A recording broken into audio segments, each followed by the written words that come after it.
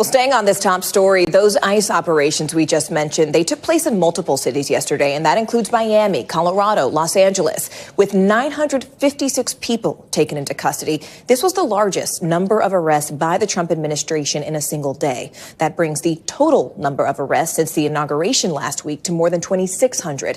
NBC News correspondent Shaquille Brewster joins us now live from Chicago, where some of those raids have been taking place.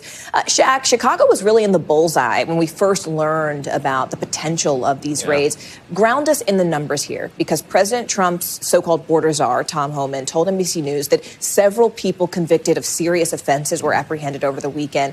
Let's talk, but first, let's take a listen to more of what he told Gabe Gutierrez. Any collateral arrests today? Well, I'm sure there's going to be. I think there's been at least a few. And again, that's just in a sanctuary city. If we can't get the bad guy in jail, we're going to go to the community and find him, which we're doing today. And when we find him, if they're with others that are here illegally, they're going to. I don't have a quota. My instruction to them, arrest as many as you can that are public safety threats. And if they're with somebody else illegally here, they're coming too. So, Shaq, we've heard the promises, we've heard the threats, and now we're getting the numbers in. What does it actually look like from your vantage point on the ground in Chicago?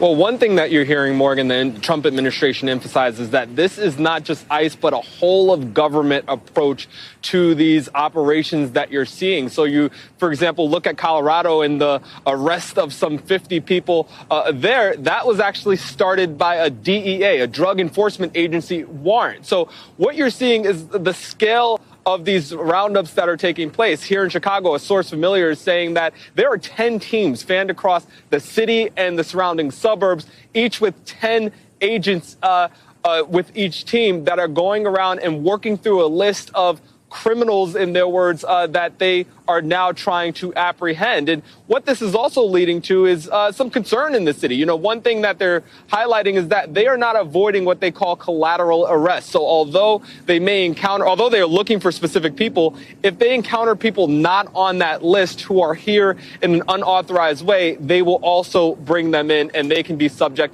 to deportation. So you're seeing that take place not just here in Chicago, but across the country, Morgan.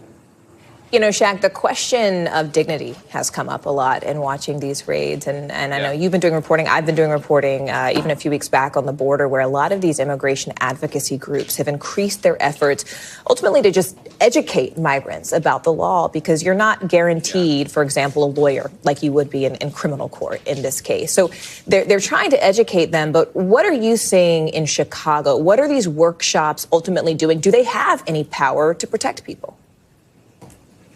Yeah, and you know, the workshops are being advocated not just by the groups, but even city leaders. The mayor yesterday saying that it's important that immigrant communities know their rights when interacting with ICE. And you mentioned I attended a workshop yesterday that was held in a church on Chicago's South Side. I think you have some of the video playing right there from this workshop, where they taught immigrants that you have the right to remain silent. They went through saying that in English. They showed the differences between warrants. One, if it's signed by a judge, that requires then you to open the door for ICE. So it's a priority that you're hearing from many of these communities and many of these groups, that they want to make sure people know the rights that they have when interacting with federal agents.